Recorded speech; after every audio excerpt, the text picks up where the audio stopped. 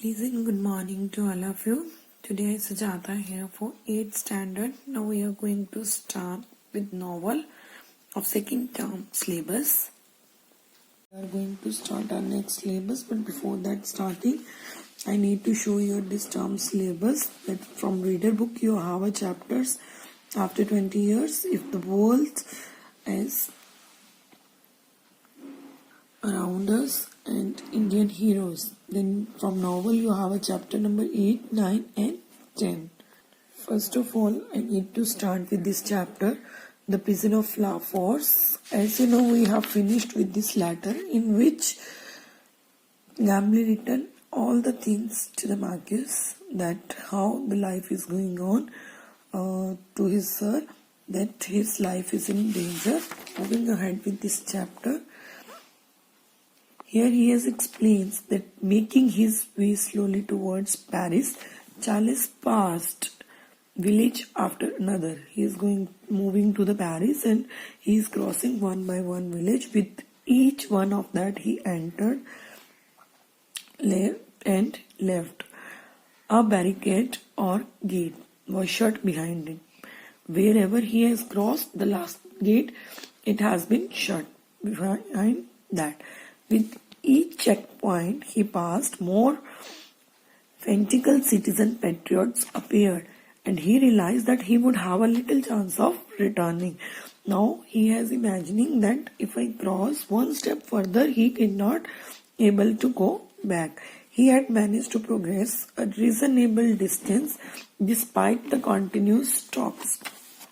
So he was crossing continuously for his inspection of papers when he moved to the another authorities. So far accepted the letter from Gapley as a valid passport. After some days, when he was crossing to the next villages, he took a room for a night in a small town, still a long way from Paris. Now he has exhausted. He went to sleep at once. Early in the morning when he woke up, see the three men wearing red caps, tricolour badges standing by his bed.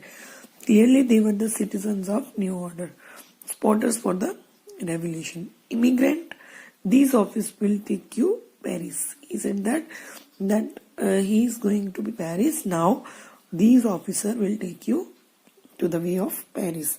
Charles did not understand the things. I don't need anyone to silence. As an aristocrat, you are required to have an escort and you must pay for it. He said that now you have a guidance and you have to pay for it. Do I have a choice? Listen to him. For next few days, Charles and two rough red caps travelled at night, rested during a day. It wasn't until they reached Biarritz and a large crowd was shouting, "Kill the immigrant." Now they were shouting that we should kill that immigrant.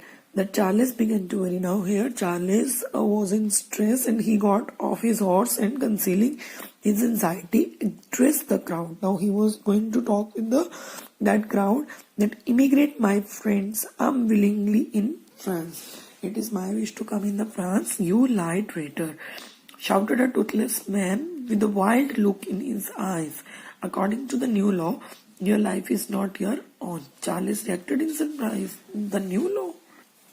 Yes, sealing the property of immigrants. When was the new law passed? On the 14th. Now he was shocked that this law passed on 14th, the day I left England. There will be others condemning to the death all who return. That is why your life is not your own. At that, another patriot came forward and spoke. Leave him alone. He is on way of Paris, so he will be judged there. Then here the one person spoke that he is moving to the Paris, so he will be judged there, so no worry. It was daylight when they arrived at the outer wall of Paris. The barrier was closed, strongly guarded. Number of guards were there, so it was secure. Charles noticed that although it was fairly easy to get in, it was almost impossible to return. If he will enter, but it is not possible to return back. So Charlie saw the limits frightened and even the more. The place was in chaos. Sign of death and destruction were everywhere. Bands of wild people roamed the street like savage pack of dogs. The people who were moving in the street, they were like savage pack of dogs. Charlie's escort took him to a guard room and led him to a bench where an officer said, Citizen Defarge, this is an immigrant Evermonde. Defarge lifted his head and questioned to the young man, Your age? He replied, 37. Married Evermonde? Yes. Where? In England.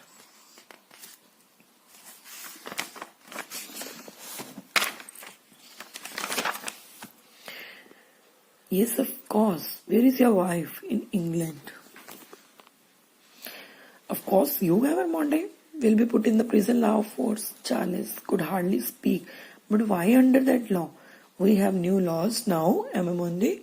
The man smiled rigidly and recorded something in a register. We have finished. He turned to Charles and beckoned him to follow.